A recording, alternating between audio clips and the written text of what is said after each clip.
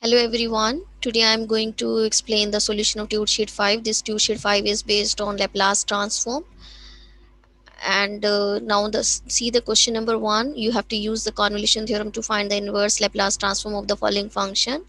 Convolution theorem says that the Laplace of f function into the Laplace of g function is equal to the integral of 0 to t fu du fu gt minus u du.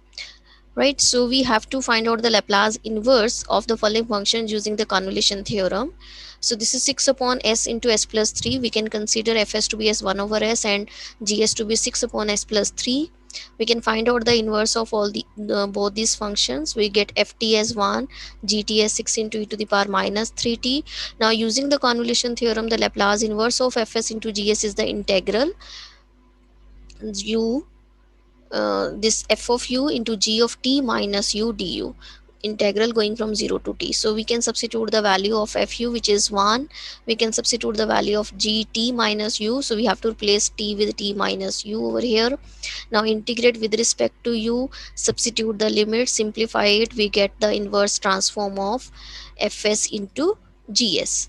Similarly, in the second part, we can consider fs to be 1 upon s plus 1 whole square and gs to be 1 upon s plus 2. Find out the inverse of it and then apply convolution, find out the integral, simplify this, we get the Laplace inverse of this function using the convolution. Similarly, in the third part also, we have to find the Laplace inverse of it, so we can consider fs to be s upon s square plus 4 and 1 upon s square plus 9. We can find out the inverse of these two functions. So the inverse of this is cos 2t, the inverse of this is 1 upon 3 into sine 3t. Now the inverse of this is using convolution is this one. Simplify this integral, we get the answer. Similarly, in the fourth part, we have to apply the convolution. So we will consider fs and gs, find out ft and gt, and then using convolution we get this. Now just see question number 2. We have to obtain the Laplace transform of the following functions. So here the functions are given to us and we have to find out the Laplace transform. Now in this part, the function is in the form of ut minus a and some f of t. So we have to apply the second shifting theorem over here. Right. So using second shifting theorem, we will do this question number 2.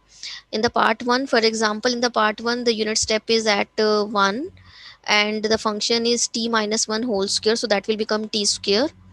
So we can find out the Laplace of t square, which is 2 upon s cube, and this unit step is replaced with e to the power minus of as. So here the value of a is 1, so we put the value of a to be 1 over here. So this is the Laplace transform of this function.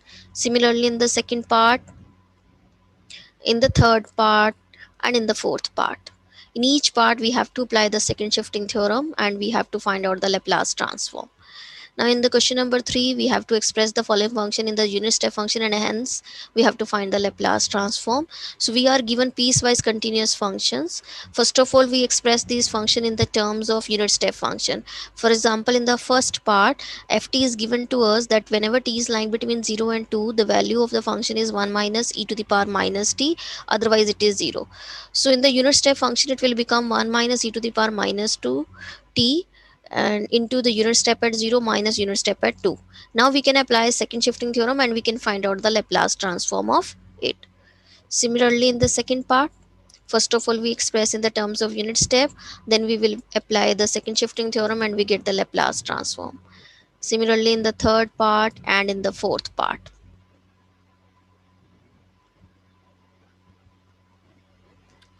Now just see question number 4. Using shifting theorem to determine the inverse Laplace transform of the following functions. So whenever in fs e to the power minus as is involved, it means the function comes in the terms of unit step, and we can find out inverse in the terms of by applying the second shifting theorem. So now just see the first part. Here our fs is 1 upon s into s minus 2, so we can make the partial fractions and we get this. And since e to the power minus as is involved here, so it means unit step at a will come in the function, right? So we can apply second shifting theorem and we can find out the functions. The same way in the second part, Using this formula, that the Laplace inverse of e to the power minus as into fs will be unit step at a into f of t minus a. The same way in the third part and in the fourth part. Now in question number 5, we have to prove that the Laplace inverse of this function is equal to this. One way we can find out the Laplace inverse, or we can take this Laplace inverse to this side and we can find out the Laplace of this function, and that comes out to be this. So one and the same thing. We have to either simplify left hand side or simplify right hand side, right? And we have to prove that the other one is same.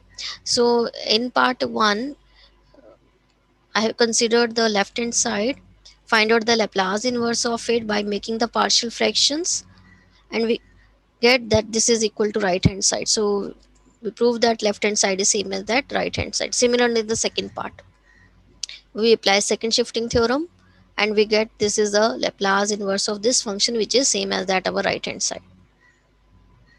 Now we have to solve the differential equation using the Laplace transform. These are following differential equations. Now just see the first one.